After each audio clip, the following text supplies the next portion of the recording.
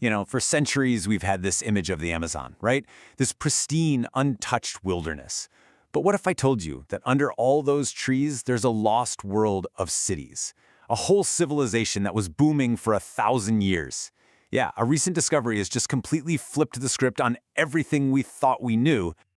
So take a look at this. This isn't some modern city map. It's kind of like a ghost image. It was made by lasers that literally peered right through the jungle in Ecuador's Upano Valley. And what it's showing us is just mind-blowing. It's a huge 2,500-year-old network of cities and roads, a world that was completely invisible until right now. And look, this wasn't just a couple of scattered huts. We're talking about a vast, interconnected society here. So the big question is, how does something this massive just vanish from history? Well, the answer is a pretty amazing story. It involves one archaeologist who refused to give up for decades and the piece of tech that finally proved he was right all along. Okay, so let's get into how this all came to light. The story behind this discovery is honestly just as incredible as the cities themselves.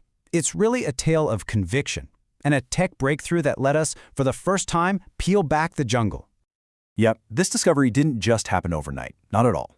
For more than 25 years, this one archaeologist, Stephen Rustain, he was out there, on the ground, finding little clues, bits of pottery here, some strange mounds of earth there. He just knew he was onto something huge. But the jungle, it's so dense, it just wouldn't give up its secrets. So how in the world do you map a city you can't even see? Well, that's where this amazing technology called LiDAR comes in. The best way to think about it is like a high-tech X-ray for the landscape. It digitally shaves away the entire forest without ever touching a single leaf. It was the absolute key that unlocked this whole lost world. It's actually pretty cool how it works. Basically, you've got a plane flying over the forest, just shooting down millions of laser pulses. Most of them bounce off leaves and branches, but some sneak through to the ground. Then a computer just filters out all the tree data, and bang! You're left with a perfect 3D map of the ground, revealing every single road, building, and canal that was hiding underneath. All right, so once they digitally cleared away all those trees, what did they actually find? Well, it wasn't just a few huts, let me tell you. It was this incredibly sophisticated, organized world. Researchers have even given it this really cool name, garden urbanism. It's a whole new way of thinking about a city. The scale of this place is it's staggering. Get this, the LiDAR scan found more than 6,000 rectangular earthen platforms. And these weren't just random piles of dirt. Oh no, they were the carefully built foundations for houses and big ceremonial buildings, all grouped together in what were clearly distinct neighborhoods.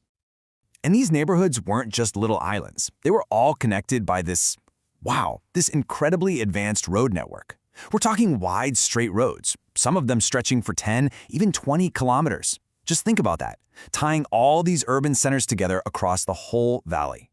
So you're probably wondering, how many people are we talking about? Well, the most conservative estimate, the absolute minimum, is around 10,000 people. But at its peak, it's totally possible this valley supported 30,000, or maybe, just maybe, as many as 100,000 people. Now, to put that number into perspective for you, that's a population pretty comparable to London during the Roman era. Let that sink in. While the Roman Empire was at its peak in Europe, this huge, complex society was flourishing deep inside the Amazon. It just totally changes how we have to look at ancient history. So who were these incredible builders?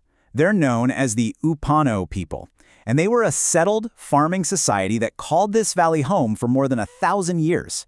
The key thing to understand is they didn't just live in the forest. They actively engineered it. They created this totally unique city landscape that was built from the ground up to support them. And they were incredible farmers. They engineered these huge agricultural fields right around their homes, and they were crisscrossed with drainage canals. We even know what they grew, thanks to analysis of old pottery shards. We're talking staples like maize, beans, manioc, or yucca, and sweet potato. They even used their corn to brew a kind of beer called chicha. And don't think for a second that these people were isolated. They were also incredibly skilled artists. They made this really distinctive pottery with red paint and these cool geometric lines carved into it. And it was so good, so valued, that pieces of it have been found way up high in the Andes Mountains. That's proof right there that they were part of a huge, long-distance trade network. Okay, so if this society was so big, so successful, and lasted for 1,000 years, where did it go? What happened? Well, the evidence points to something really dramatic. It seems they weren't conquered by another group of people, but by a force of nature that was literally in their backyard. Just look at this timeline. You can see how long they thrived. We're talking over a millennium.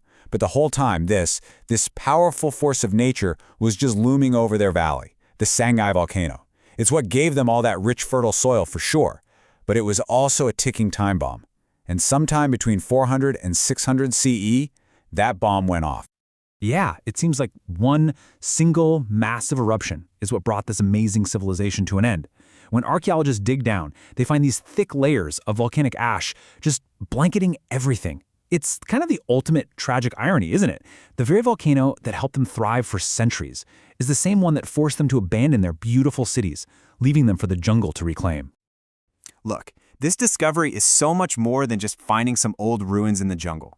It's forcing us to completely rewrite Amazonian history and to really confront some old ideas that were, frankly, just plain wrong. For so long, the story we were all told was that the Amazon was just too tough of an environment for big, complex societies. This discovery blows that myth right out of the water. It proves it was completely wrong.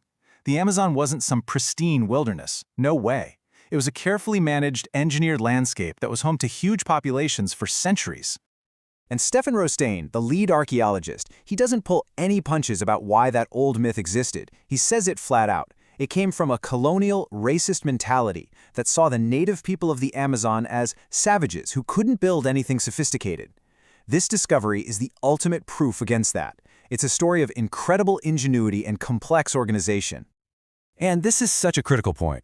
While this is a huge discovery for Western science, for the indigenous people of the region, it's really a confirmation. A leader of the Sapara Nation, Manari Ushigwa, points out that their stories passed down for generations have always talked about these ancient cities. So this isn't just archaeology, it's science finally catching up with ancient sacred knowledge. The crazy irony here is that just as we're finally revealing this lost world, it's facing brand new threats. Modern development, deforestation, farming, they're all starting to encroach on these ancient sites. We're in real danger of losing this incredible piece of world heritage for a second time, and this time, for good. You know, maybe the biggest lesson we can take from all this is about sustainability. The Upano people prove that it's absolutely possible to build a huge society within nature, not just by paving it over. They were true ecological engineers, and for 1,000 years they thrived by creating a world that was in balance with the forest around them. I mean, this whole thing just proves how much of our own planet's history is still a complete mystery to us. It really leaves you with one big, tantalizing question, doesn't it?